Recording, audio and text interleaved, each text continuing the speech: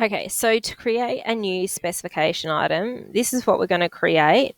And so we have instructions in the estimating manual on what exactly is required here, because if it's not perfect, it doesn't actually appear on the quote for the client, so they won't be able to see any of these notes.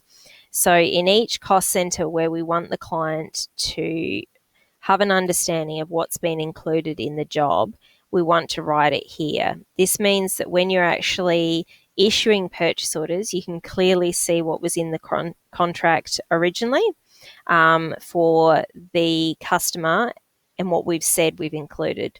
So if, as a production estimator, the supervisor calls me and says that they need 60 lineal metres of temporary fencing because the neighbour has taken down a boundary fence, I know that in the contract we only allowed 47.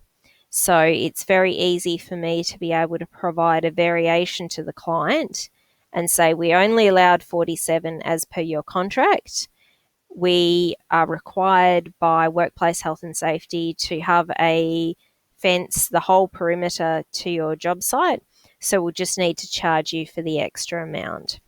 So this also helps in that we're creating all of these standard bills of quantities with the same items.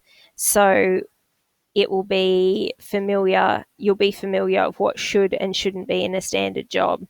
So as you do more production estimates and you send out orders, you'll be familiar with what's actually included in a standard job. So in a standard job, the gas connection fees are not included in the tender.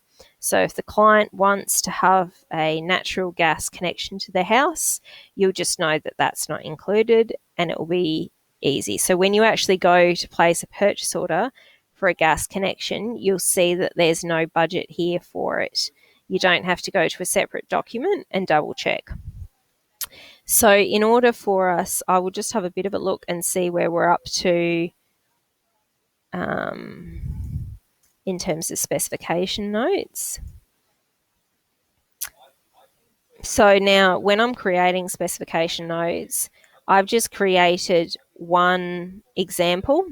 We will need to create more. So if you're maybe doing a townhouse project, you should create a new specification item and rename it, instead of diamond, townhouse, and update this to be 30 loads of rubbish.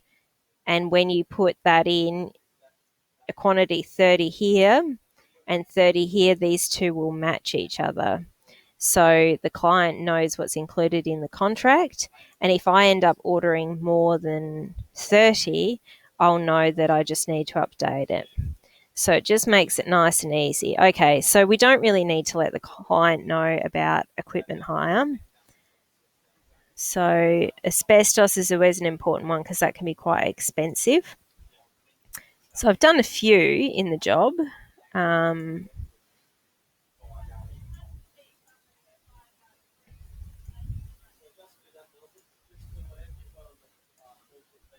Okay, plumber. All right, so we'll do this one first. So I don't have, you can see in this side tab here that I don't have any specification items in purple. So what I'm just going to do is click on Load Catalogue. All right, now I'm just going to have a few things open and click between them so that you can get a bit of an understanding. Now I'm always going to create this specification item in this cost center. So if I type in the start of the cost center, that will bring up all of the items here that you can see have already been created. So it's 02.160 is the cost center number. Now this shows all the items that are already in that cost center. So what I want to do is just copy one of these, and that means that I don't have to set up as many items. So if we just go copy the current item, so we go O2, so that's our subgroup. You can see from the subgroup, that's the subgroup there. And then we go 160, so that's our full cost center number. And then we need 6 more digits after that. So we go 1, 2, 3, 4, 5, 6, and that is keeping our numbers in the same size. So if we go like that, that will create us a new item there. So what we're going to do now is name the description. So I'm just going to go to the estimating manual and go to the specification section. Now, it's important to keep the specification notes the same in all the jobs. So if you copy this, go back into data build and paste the item there. Now we're just going to update the cost center name with this cost center name exactly as it is here.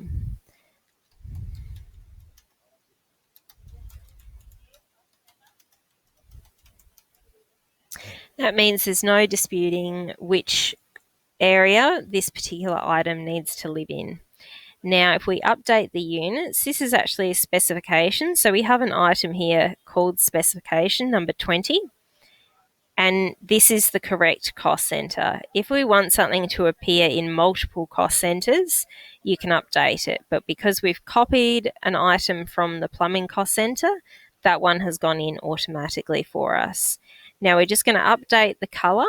So if we click on that one, that will provide us with this. So we're just doing purple for specification, and we'll just unselect bold.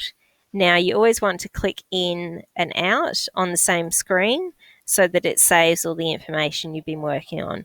You don't need a price for this, so you don't need any pricing here. There doesn't need to be any prices. So then we just go to the template. So the template is where we're going to see information in the bill of quantities. And for this particular example, this is where we're going to see information in the specifications. So what we're going to do is we're going to copy this particular section here. So by using the word start specification, it means that it will appear on the client specification. By going up arrow B means that this text will be in bold. We're going to update where it says engineering to the cost center name, and then we're just going to either have included or not included. So I'll just copy that one and show you how I'll update this. So this is going to be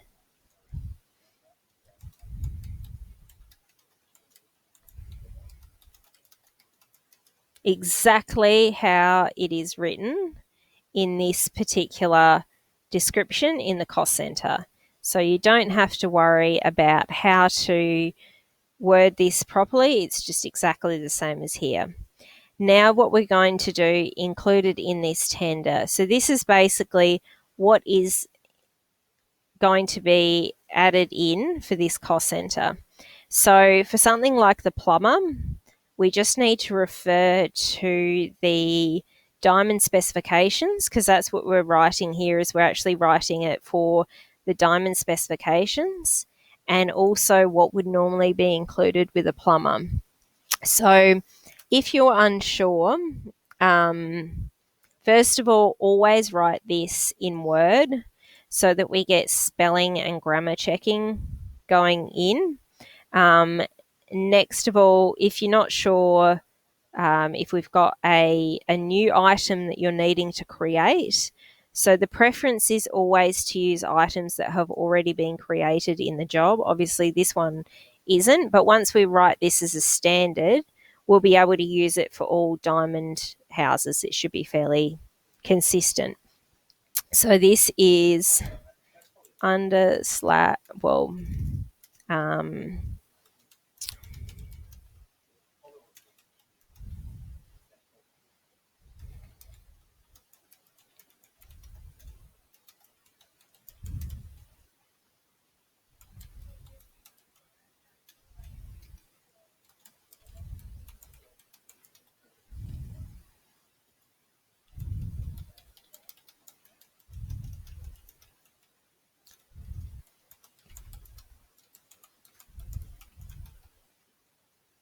okay, so something like that would be fine.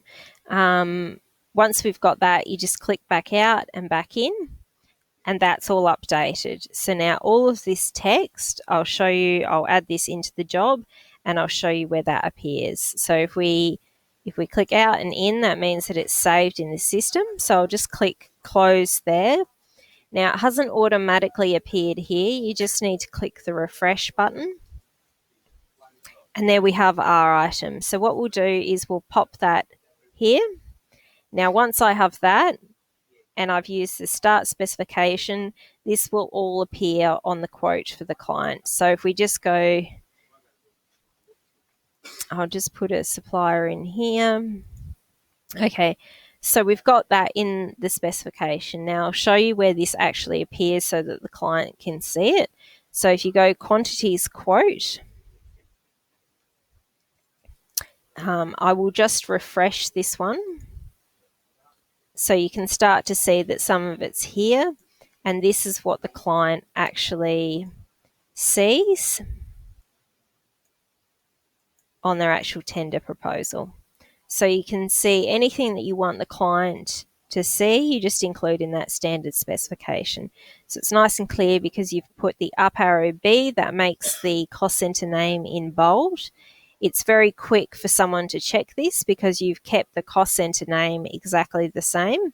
So they could just search in the actual bill of quantities and you've stated what is and isn't included, so that if we need more than 40 linear meters of silt fence, if I need another one on site because a storm took away all the silt barrier, I just let the client know that we've already installed 40 meters of silt fencing.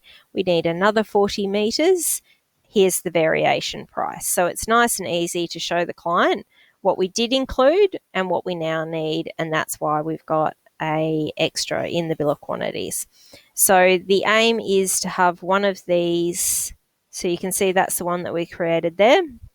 The aim is to have one of these set up for each particular cost center that we want to show the client. So obviously we don't want to show the client things like commission.